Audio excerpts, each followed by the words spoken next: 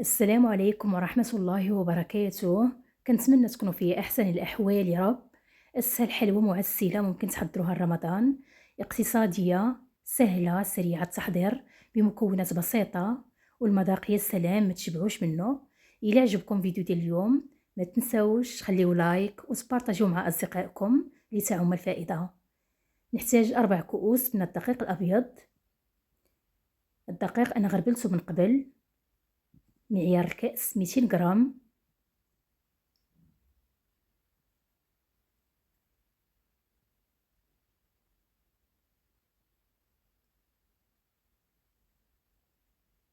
نزيد نضيف ملعقة صغيرة من الفانيليا أو السكر الفاني، ملح، ملعقتين كبيرتين من السكر كلاصي أو السكر الثقيل، أصفر بيضة، البياض ديال البيضة حسب التسبيح للتزيين، 200 غرام من الزبدة المذابة،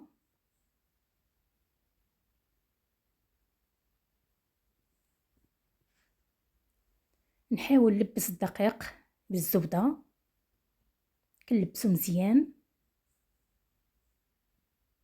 على هاد الشكل هذا.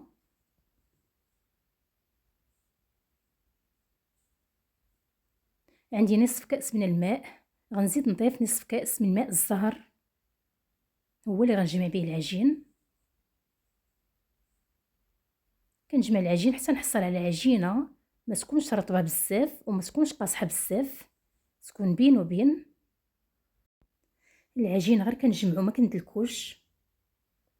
انا جمعته بخليط ما بين ماء الزهر وماء عادي.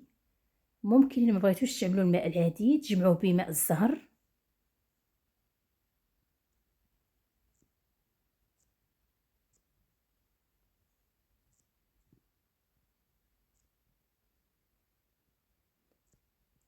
هذا هو القوام ديال العجين اللي حصلت عليه. كيف قلت لكم عجينه ما تكونش رطبه بزاف وما تكونش قاصحه بزاف.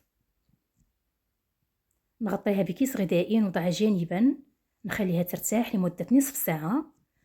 الحشوه نحتاج ليها 3 كؤوس من الكاوكاو او الفول السوداني محمر ومطحون. انا عملت خليط ما بين الكاوكاو البلدي بالقشره ديالو والكاوكاو عادي. نزيد نضيف كأس ونصف من البسكوي مطحون. ممكن تعملوا اي نوعيه متوفره عندكم، انا عملت هاد النوعيه هادي. البسكوي والكاوكاو وزنتهم بنفس الكأس. زدت ضفت فانيليا ملعقه صغيره قرفه مطحونه. نخلط المكونات جيدا. نزيد نضيف زبده مذابه تقريبا 50 غرام، ونجمع بالعسل حتى نحصل على عجينه اللي كتجمع في اليد. هذا هو القوام ديالها كيف كتشوفوا، تكون كتجمع في اليد على هذا الشكل هذا. العجين بعد ما ارتاح انا خليته نصف ساعه. نقسمه الى 6 قطع، كنحاول نعملهم مقياس واحد ونشكلهم على شكل كرات. انا من بعد وزنتهم في الميزان عملتهم مقياس واحد. ممكن تعملوا غير عينكم ميزانكم.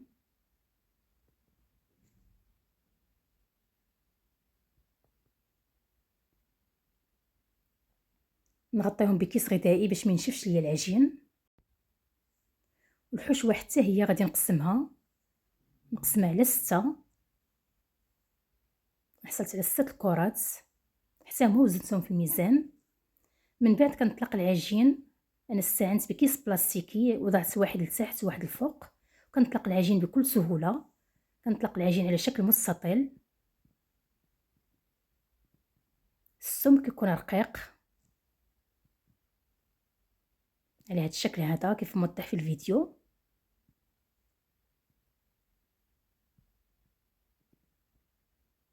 عجينه تكون رقيقه بزاف.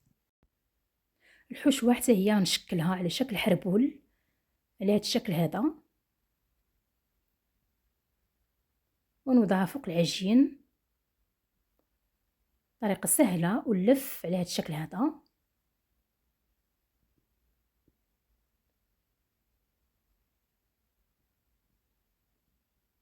من بعد كنسد الجوانب،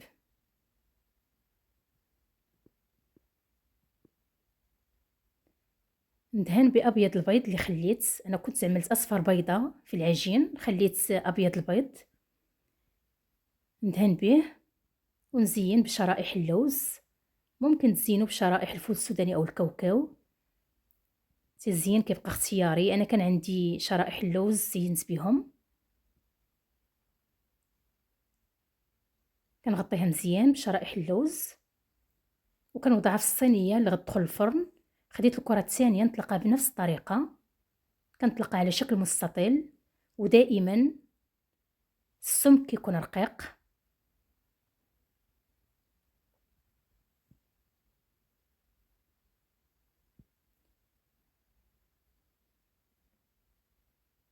انا استعنت بهذا المدلك الصغير، كنقاد به العجين على هذا الشكل هذا. من بعد الحشوه كنشكل على شكل حربول بنفس الطريقه اللي عملت في الاول.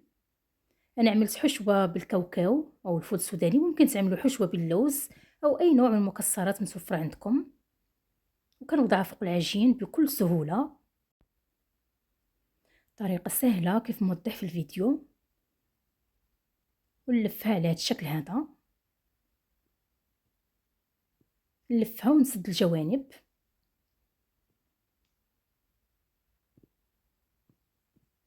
الجوانب غير كنقرصهم بالاصابع ديالي على هذا الشكل هذا. ندهن بابيض البيض ونزين بشرائح اللوز.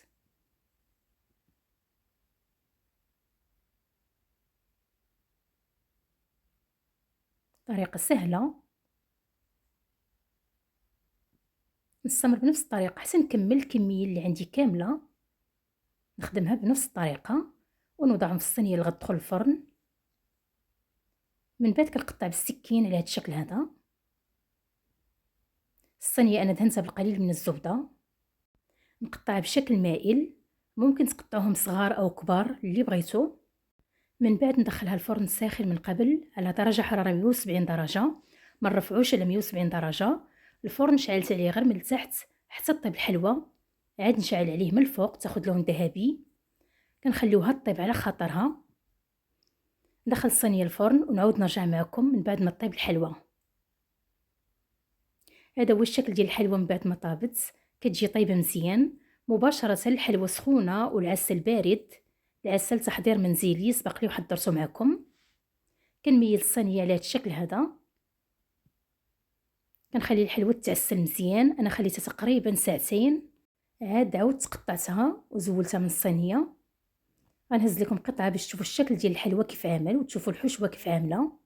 كانت عندي الاضاءه ناقصه، ما خداتش حقها في التصوير، جا الشكل ديالها احسن بكثير. هذا الشكل ديالها من التحت. غادي نقسم لكم وحده باش تشوفوا الشكل ديال الحلوى كيف عامل. هذا هو الشكل ديالها، ناجحه 100%، من اسهل وألذ الحلويات اللي عملت. حلوى تستحق التجربه، اقتصاديه، كتعطينا كميه كثيره. الى عجبكم فيديو ديال اليوم ما تنساوش تخليو لايك وتبارطاجيو مع اصدقائكم لتعم الفائده. والى اللقاء في فيديو اخر باذن الله.